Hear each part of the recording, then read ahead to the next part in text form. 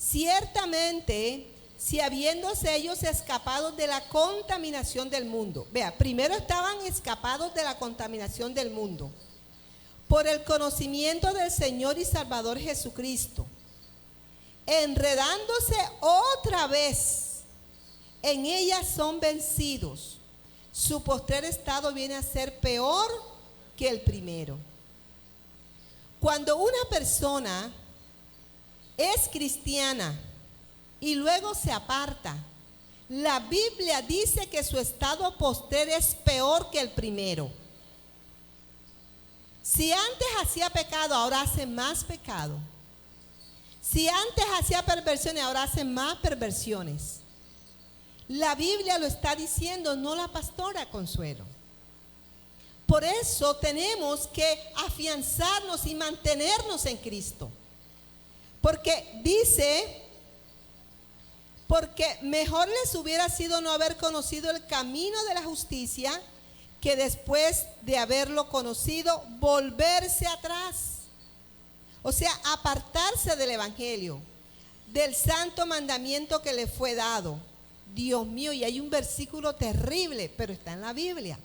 El versículo 22 dice, mejor, pero les ha acontecido lo del verdadero proverbio. El perro vuelve a su vómito y la puerca lavada a revolcarse en el cieno. Cuando la persona está en Cristo y se aparta, se le cumple este proverbio. Lo dice la Biblia. Entonces, vamos a mirar en esta mañana 3 ejemplos de personas que experimentaron crisis de fe. Porque es normal que de repente usted tenga una crisis de fe. Que usted tenga un tiempo como que, bueno, ¿y qué me pasa a mí? Yo no soy la misma de antes. Ya no me dan ganas de cantar, ya no me dan ganas de orar, ya no me dan ganas de leer la Biblia, ya no me dan ganas de ir a la iglesia. ¿Qué me está pasando? ¿Cuántos han experimentado una crisis de fe? La hemos experimentado. ¿Será que Dios me va a sanar o me voy a morir de esta enfermedad? ¿Será que ese negocio me va a salir o me tendré que hacer esto o aquello? Crisis de fe. Todas las experimentamos, las vivimos. Pero la diferencia está en que usted no debe quedarse allí, sino levantarse en el nombre de Jesús. Dele fuerte ese aplauso al Rey.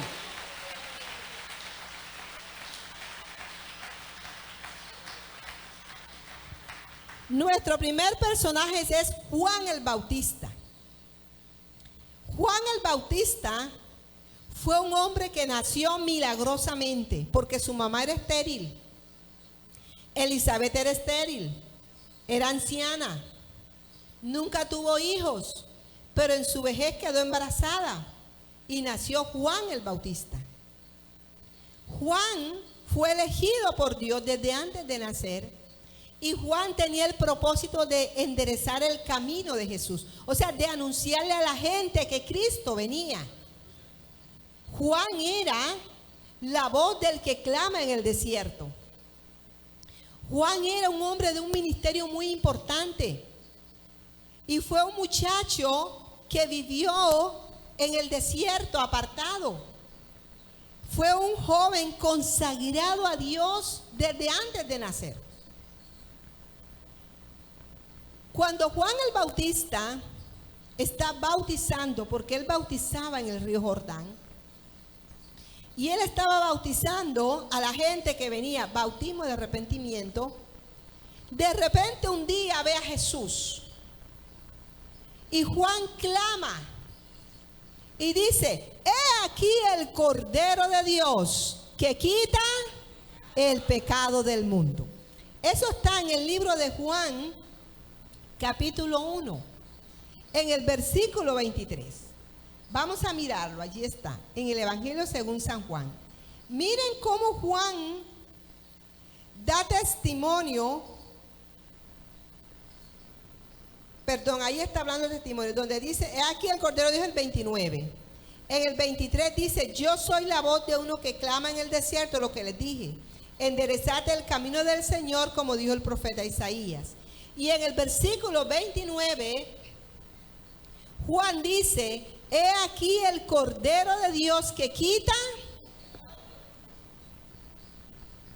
Esa confesión era una revelación del cielo. ¿Por qué usted y yo sabemos que Cristo es el Salvador? Porque se nos reveló del cielo. Cuando Jesús estaba con sus discípulos y la gente decía que Jesús era un profeta, que Jesús era esto, que era lo otro, un maestro de la ley. Entonces Jesús dijo, ¿y ustedes qué dicen? ¿Quién soy yo? ¿Quién dijo? Pedro, ¿verdad? Tú eres el Cristo, el Hijo del Dios viviente. Le dijo, bienaventurado Pedro, porque no te lo reveló carne ni sangre, sino mi Padre que está en los cielos. Aquí vemos en el texto que Juan, cuando mira a Jesús, dice, este es el Cordero de Dios, identidad, misión, que quita el pecado del mundo. Jesús se le acercó a él y le dijo, bautízame. No, Señor, yo no te puedo bautizar. Yo no soy digno de soltar la correa de tu calzado. Y él le dice, Juan, conviene que lo hagas. Pero ya Juan tenía una señal que Dios el Padre le había dicho. Sobre el que veas descender al Espíritu Santo en forma de paloma, ese es. Lo ve de lejos y declara que es el Cordero de Dios. En el momento que lo va a bautizar, cuando están en las aguas bautismales en el río Jordán, viene Jesús y va a bautizar a Juan, Juan va a bautizar a Jesús. Dice que el cielo se abrió y descendió, algo empezó a descender y posó como paloma sobre Jesús. Y se escuchó una voz del cielo que dijo, este es mi Hijo amado. ¡Wow! ¡Qué atmósfera de presencia de Dios! Yo solo de pensarlo se me eriza la piel. Usted se imagina, esa agua se movía. El cielo se abrió. La presencia de Dios estaba así impregnada en el ambiente. ¡Wow!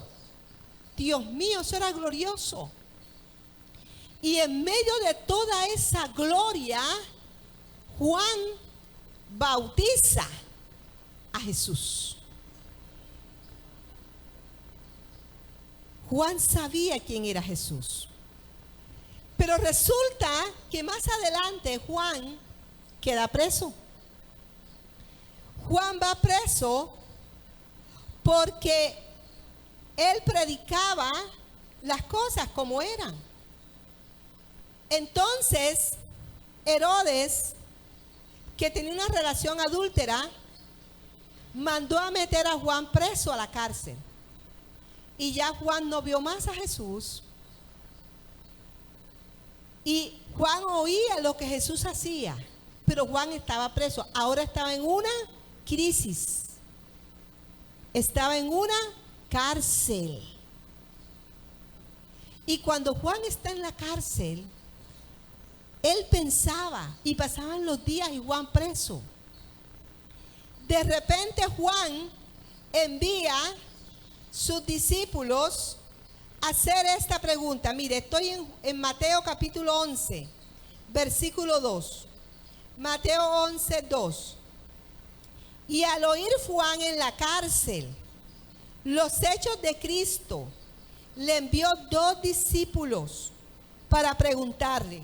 Miren la pregunta que Juan mandó a hacer. ¿Quieren saber cuál es la pregunta? Le mandó a preguntar a Jesús, ¿eres tú aquel que había de venir o esperaremos a otro? ¿Eres tú el Cordero de Dios o esperamos a otro? ¿Qué significa eso? Crisis de fe. Crisis. Todos podemos experimentar crisis y todos vamos a experimentar crisis. Pero el que retrocediere, dice el Señor, no agrada a mi alma. ¿Y qué hizo Jesús ante la crisis de Juan? Vamos a ver qué hizo Jesús. Porque llegan los discípulos y le preguntan: Jesús, Juan el Bautista, que está en la cárcel, te manda a preguntar que si tú eres el que ha de venir o tendremos que esperar a otros. Jesús les respondió: id y hacer saber a Juan las cosas que oís y veis. Díganle a Juan que los ciegos ven, los cojos andan, los leprosos son limpiados, los sordos oyen, los muertos son resucitados y a los pobres es anunciado el evangelio. Dele fuerte ese aplauso al Rey. Jesús no maltrató a Juan. Le mandó a decir: díganle todo lo que está aconteciendo. Jesús estaba fortaleciendo la fe de Juan. Yo quiero decirte, amada iglesia, Jesús no te va a castigar. Jesús quiere fortalecer tu fe, porque tú eres su hijo y su hija amada. Y después que los discípulos salieron, los dos discípulos que Juan mandó salieron para la cárcel a decirle: sí es. Porque los ciegos están viendo, los muertos están resucitando, los leprosos están siendo sanados y el evangelio se está predicando. Ese es Cristo, ese es Cristo. Él es. Jesús le mandó una cápsula de fe, aleluya. Y eso necesitamos en este tiempo, iglesia. Que nuestra fe sea fortalecida. Entonces, cuando se fueron los discípulos, Jesús siguió hablando con la gente que tenía. ¿Y saben qué siguió diciendo Jesús? Jesús no criticó a Juan. Jesús no murmuró de Juan. Jesús no habló mal de Juan, sino que Jesús dijo: este es un gran profeta de Dios. Y empezó a hablar y hablar, y usted puede leer. Y usted puede leer lo que él empezó a decir. Él me preparó el camino a mí. Él me anunció. Él es un hombre de fe. Jesús siguió hablando positivamente de Juan. Yo quiero que tú sepas algo, que aunque tengamos una crisis de fe, en el cielo se sigue hablando bien de nosotros. Aleluya. Dale fuerte ese aplauso al Señor. Aunque hayamos fallado, aunque hayamos cometido un error, en el cielo se sigue hablando bien de nosotros. Y eso me alegra en mi corazón. Porque no somos perfectos, somos pecadores arrepentidos. Y aunque fallemos, el cielo está esperando que nos arrepintamos y que nuestra fe sea fortalecida. Segundo caso que quiero mencionarles, y es el caso de Demas, otro personaje bíblico. Demas era alguien que estaba con el apóstol Pablo. El apóstol Pablo fue el que escribió las epístolas paulinas: Colosenses, Efesios, Tesalonicenses, Timoteo, Tito. Y el apóstol Pablo era un gran hombre que abrió iglesia en muchas ciudades en Asia Menor. Y el apóstol Pablo estuvo preso en Roma en 2 ocasiones.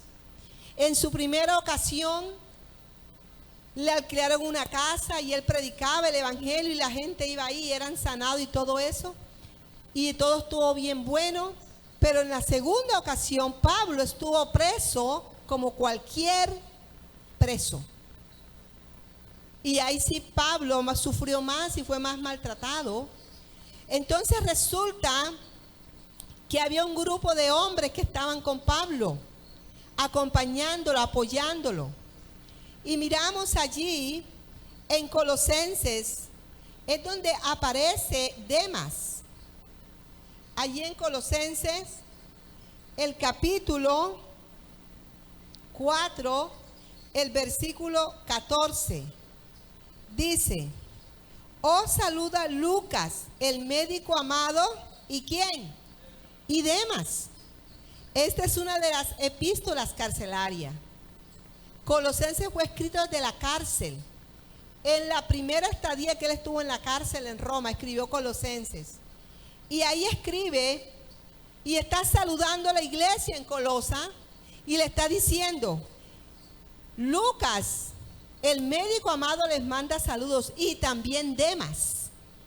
Estaba Demas y Lucas con Pablo allí en su cárcel, ayudándole, acompañándole. En Filemón, otra epístola carcelaria, que también fue de la primera, 1:24, dice, ahí están las salutaciones y bendición final. Te saluda Epafras, mi compañero de prisiones por Cristo Jesús. Marcos, Aristarco, Demas, ahí está Demas, y Lucas, y le llama mis colaboradores. Ese es Filemón 1:24. Dice Marcos, Aristarco, Demas y Lucas, mis colaboradores. Entonces, ¿quién era Demas? Un líder que estaba al pie de Pablo. ¿Y saben quién era el apóstol Pablo? Y ahí estaba Demas sirviéndole a Jesús con Pablo. Era su colaborador. Mire, para Pablo llamar a una persona mi colaborador, se necesitaba que realmente esa persona estuviera ahí al pie con él y estuviera apoyándole. Pero en el siguiente versículo que vemos que Pablo menciona a Demas, ya es en otra circunstancia. Y vamos a segunda de Timoteo 4:10.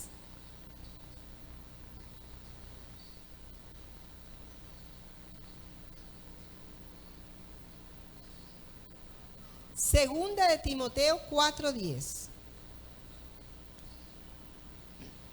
¿Sí ven que ya el contexto cambia totalmente? Dice el 4:10. ¿Qué dice de Demas?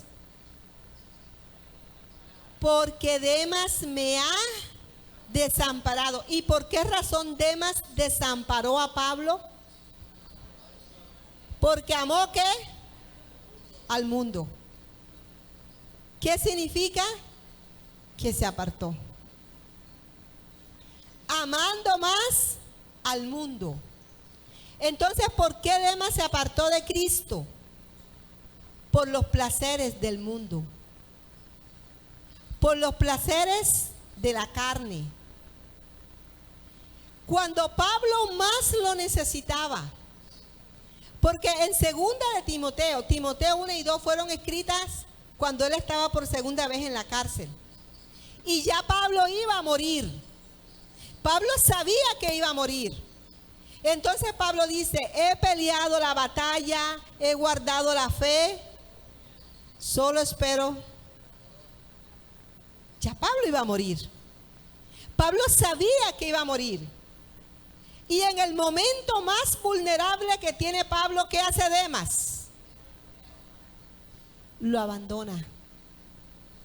Se fue. Entonces fíjense que la crisis de fe te puede paralizar o te puede también sacar del camino. Además, lo sacó del camino. Y en el momento, o sea, era fácil estar con Pablo cuando estaban en la primera prisión, cuando estaban bien en una casa alquilado. Era fácil estar con Pablo cuando no había riesgo, cuando no había peligro. Pero cuando ya hubo un peligro, entonces él se apartó del evangelio. Se alejó del camino. Ojo, las crisis no son para apartarnos de Dios. La crisis es para que conozcamos más a Dios. y nos aferremos más a Él. Entonces aquí vemos pérdida, pero lo especifica. Mire, la gente que se va de la iglesia siempre tendrá una justificación. Siempre va a decir porque me miraron maluco, porque no me usaron, porque en esa iglesia no se siente la presencia de Dios, porque esos pastores esto, porque esa pastora es aquello, porque fulanito me torció los ojos, porque esos servidores no sirven, porque esos maestros de niños me pellizcaron a mi hijo. Siempre tendrá una excusa. Pero la verdad es que estuvo en una crisis de fe y no la soportó. Y amó más el mundo que a Dios. Porque ¿qué me apartará del amor de Cristo? El apóstol Pablo lo encarcelaron, pasó hambre, pasó desnudez, lo golpearon, lo hinchaban, le hacían de todo. Y él dijo, nada me separará del amor de Cristo. Aleluya. Necesitamos esa gente valiente en este tiempo. Que nada te aparte del amor de Cristo. Iglesia, es necesario tener conciencia de esto. Y siempre el que se va irá hablando mal y querrá sacarte a ti de la iglesia. Como ya él no está, entonces no quiere que tú tampoco estés. Como en ese momento esa persona no es salva, entonces tampoco quiere que tú seas salvo. Ojo, la crisis de fe nos puede sacar del propósito de Dios. La crisis de fe mal manejada nos saca de la iglesia, nos saca de Cristo. Si una persona se aparta de esta iglesia y se reconcilia en otra iglesia, yo digo gloria a Dios. Si se apartó y se fue para Bogotá y allá se congrega, gloria a Dios. Porque todas las iglesias de sana doctrina enseñan la palabra y el que recibe la palabra es salvo y va para el cielo. Dele fuertes aplausos al Rey. Lo importante es que sea salvo.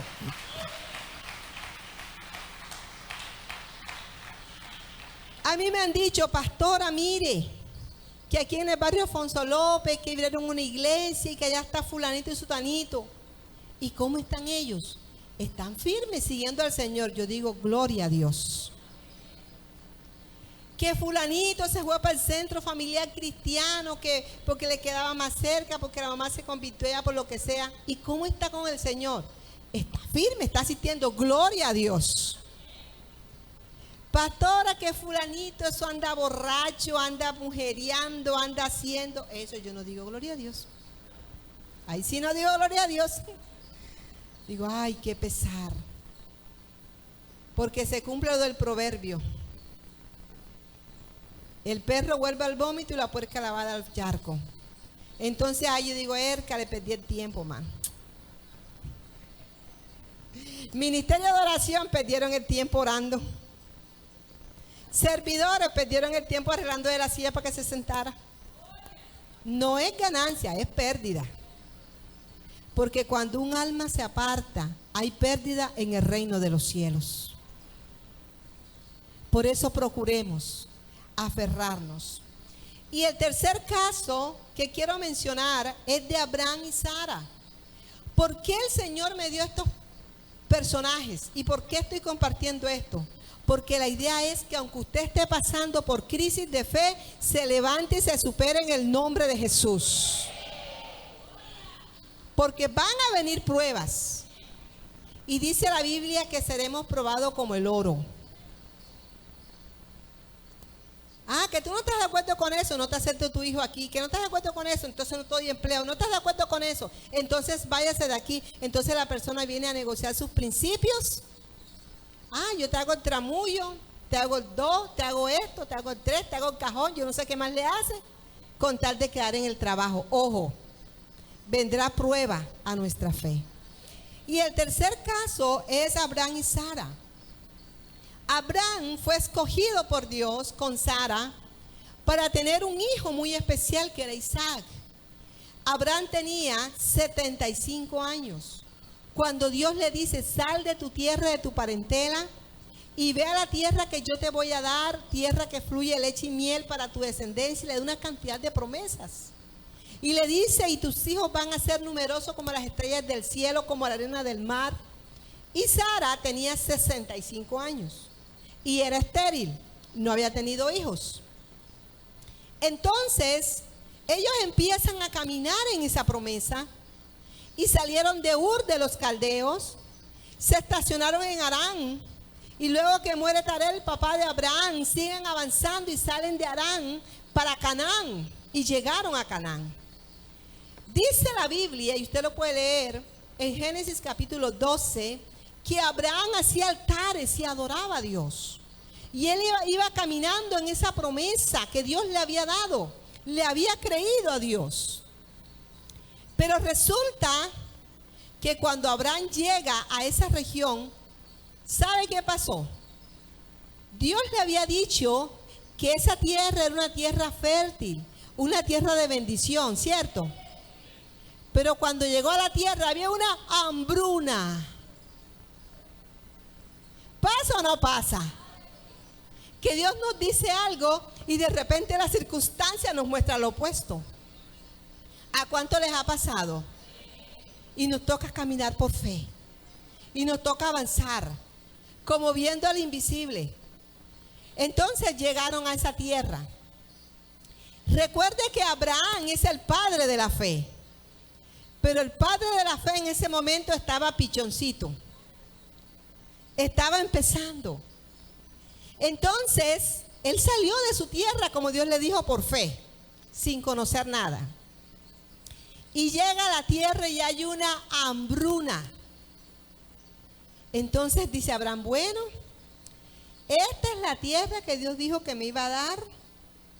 Y aquí hay una hambruna. No levantó un altar a Abraham, sino que pensó en su mente, razonó y dijo, ahora me voy para Egipto. Sara, mujer mía, vámonos para Egipto porque en Egipto hay comida. Pero Dios lo había mandado para Egipto. Lo mandó a Canaán. Entonces él viene y agarra a su mujer, sus siervos y se va para Egipto. Y cuando va para Egipto y va llegando a Egipto, Egipto una potencia mundial en esa época, empieza a pensar, írcale, ahora que los egipcios vean a Sara que es tan hermosa, mi esposa, me van a matar y se van a quedar con Sara. Seguramente algún egipcio se va a enamorar de Sara, me mata a mí y se agarra a mi mujer. Sara, mi hija, vamos a hacer algo. Tú vas a decir que tú eres mi hermana. No digas que yo soy tu esposo porque me matan. Y te van a dar una dote, nos van a tratar bien. Antes de que llegue el tiempo del matrimonio, porque el tiempo se arreglaba. Al tanto tiempo se casan. Y él iba como hermano mayor, porque 10 años de diferencia en edad. Entonces, cuando ya esté llegando el tiempo del matrimonio, nos volamos. Comemos este tiempo acá, estamos bien acá en los egipcios, pero después nos regresamos para Canaán, donde Dios dijo que estuviéramos. ¿Cómo les parece esa historia? Interesante. ¿Quieren saber cómo terminó? Resulta que entraron a Egipto y los siervos del faraón vieron a Sara hermosa. ¡Wow! ¡Qué mujer tan bella! Faraón, llegó una mujer hermosa con su hermano mayor. Sería bueno que fuera tu esposa. ¿Verdad que sí? Dijo Faraón. Entonces, Faraón manda a sus siervos a hablar con Abraham. Y Abraham dice, sí, esta es mi hermana. Ella es mi hermanita y se llama Sara. Pero estamos por aquí de paso porque hay una hambruna allá, pero estamos aquí de paso. No, es que el faraón se enamoró de Sara. ¿Cómo? Sí, y mandó que la tomáramos inmediatamente. Y agarraron a Sara. Y él, bueno, está bien. Mire, y aquí te mandó Faraón. comida, oro, ovejas, camellos, una dote por Sara, tu hermana. Ah, bueno. Se llevaron a Sara. Según la tradición y la costumbre, recuerden cuando Esther iba a ser la reina, pasaba un año en preparación, 6 meses en mirra, en perfumes y 6 meses en aceites. Entonces Sara fue llevada a la casa de las mujeres para prepararla, porque iba a ser la esposa de Faraón de Egipto. Hombres, levanten la mano a los hombres aquí, levántenla así, eso. Imagínese usted que tenga su novio o su esposa y usted acá con comida, con oro, con oveja y sabiendo que su esposa está ahí, se la van a quitar. ¿Disfruta? No. Y Abraham acá bien apurado. Yo me imagino a Abraham que eso caminaba para allá. Yo me imagino que no comía, me imagino que se puso flaco. Abraham desesperado. La Biblia no registra, pero yo me imagino que Abraham le tuvo que pedir perdón a Dios. Se puso, le van a quitar su amada Sara. Y una mujer bellísima y una mujer muy especial. Y la mujer de la promesa. Ojo. El tipo acá desesperado, orándole a Dios, pidiéndole, ahí sí se acordó de Dios y todo eso. Vamos a ver que allá Faraón, prepárenme a Sara, me le van a poner este vestido hermoso, esta corona de diamantes sobre su cabeza. Ahí las vestían con pulseras de oro, piedras preciosas, todo, vestido finísimo. Ya el vestido estaba preparado para Sara, todo estaba listo para la ceremonia nupcial. Porque era un rey, el rey, es como decía el presidente de Estados Unidos. Es una cosa, mejor dicho, de la alta. Pero resulta que acá estaba el tipo apurado. Porque buscó un atajo. ¿Sabes qué? No ayudes a Dios, porque cuando tú quieres ayudar a Dios te metes en un problema. Cuando tú quieres adelantar las cosas o hacer algo y lo haces sin la voluntad de Dios, te metes en problemas. Entonces a Faraón le cayó una plaga en el palacio. Y todo el mundo enfermo y una plaga, y esto que es peor que el coronavirus. Le cayó una plaga, todo el mundo enfermo en el palacio. ¿Qué pasa? Dios, el mismo Dios, le reveló a Faraón. Lo que pasa es que esa mujer que está ahí es una mujer casada y su esposo está allá orando. Entonces el Faraón manda a buscar a Abraham. Hombre, ¿usted cómo me hizo eso a mí? ¿Cómo que ella es tu esposa? No se lo dijo a Abraham. Dios se lo dijo a Faraón. Miren qué lindo es Dios. Denle un aplauso a Dios, aleluya. El Señor te defiende. El Señor pelea por ti. Dios mío. Nosotros hacemos unas embarradas, pero qué buena es la misericordia de Dios que nos ayuda, ¿cierto? Entonces Faraón fue el que llamó a Abraham. Ven acá, Abraham, ¿tú por qué me engañaste? ¿Por qué me hiciste esto? ¿Cómo se te ocurrió si esa es tu esposa? Ay, no, es que yo tuve miedo de que me mataran los egipcios. Mira, ve, coge a tu mujer, llévate todo el loro, llévate las ovejas, llévate ropa fina y váyanse de mi tierra y llévense esa peste. Dele fuerte ese aplauso al Rey, aleluya. ¿Por qué Abraham descendió a Egipto? Porque tenía crisis de fe. ¿Ustedes no creen que Dios le hizo todo este milagro allá? ¿Le hubiera hecho un milagro también en Canaán? Pero él no se lo pidió. Él buscó la solución más fácil según su mente. ¿Cómo actuó Abraham? Él actuó con métodos humanos. Actuó con engaño. Actuó como los demás común y corriente lo harían. Pero es que él es un siervo de Dios. Y Abraham tuvo esa crisis de fe. Pero Dios lo dejó. Dios no lo desamparó. Aunque tú estés pasando por crisis de fe, Dios te va a ayudar. Pero ¿cómo hacemos en el momento de crisis? ¿Qué debemos hacer en el momento de la crisis? 1, leer la palabra de Dios. Ay, es que no me gusta, es que no tengo ganas. Yo no sé si la gente cuando está con fiebre, con esa virosis que no tiene paladar, que le gusta nada, no sé si el medicamento tiene que sentirlo sabroso para podérselo tomar. ¿Lo tiene que sentir sabroso? No, tiene que tomárselo. Tiene que tomárselo. Entonces, ay, es que yo no tengo ganas de leer la Biblia. Léala aunque no tenga ganas, porque ese es el medicamento del cielo para su vida. Cuando hay una crisis de fe, lea la Biblia. Escuche mensajes que le fortalezcan la fe. Pero ya está en un desánimo, entonces no quiere leer Biblia. Recuerden que la palabra de Dios es viva y eficaz. Estás en crisis de fe, lee la Biblia. 2, pídele al Señor que aumente tu fe. Eso sí se puede pedir. Señor, auméntame la fe. Ya yo no tengo ganas de ir a la iglesia.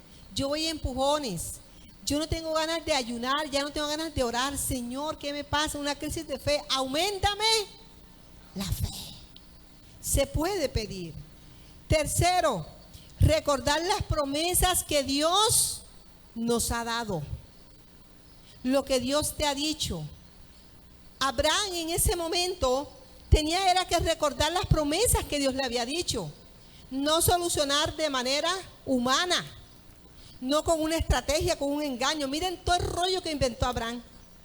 Y a la final, ¿quién lo salvó? Un milagro de Dios. Que igual Dios lo hubiera podido hacer en Canaán, darle comida allá mismo y se hubiera evitado todo ese sufrimiento de saber que le iban a quitar a la mujer. Entonces, recordar las promesas. Y 3, rodearse de personas de fe y asertivas. Si tú estás frío espiritualmente, no escuches a los que ya están en el mundo. Si usted está en desánimo, no escuche a los desanimados. Si a usted le falta fe, escuche a los que tienen fe. Para que se le pegue, dele fuerte ese aplauso al Rey. Colócate de pie. Y quiero terminar ya con este versículo, con este pasaje, perdón. De pie, por favor, en 1 de Pedro, capítulo 1. Escuche, amada iglesia. Bendito el Dios y Padre de nuestro Señor Jesucristo, que según sus grandes misericordias nos hizo renacer para una esperanza viva por la resurrección de Jesucristo de los muertos, para una herencia incorruptible, incontaminada e inmarcesible, reservada en los cielos para nosotros, aleluya, que sois guardados por el poder de Dios mediante la fe, para alcanzar la salvación que está preparada para ser manifestada en el tiempo postrero, en lo cual vosotros os alegráis. Escucha, iglesia, aunque ahora por un poco de tiempo, si es necesario, tengas que ser afligido en diversas pruebas, para que sometida a prueba vuestra fe, mucho más preciosa que el oro, el cual aunque perecedero se prueba con fuego, sea hallada en alabanza, gloria y honra cuando se manifieste Jesucristo, a quien amáis sin haberle visto, y en quien creyendo, aunque ahora no le veis, con alegría y con gozo inefable y glorioso, y obteniendo el fin de vuestra fe, que es la salvación de vuestras almas. Dios eterno, gracias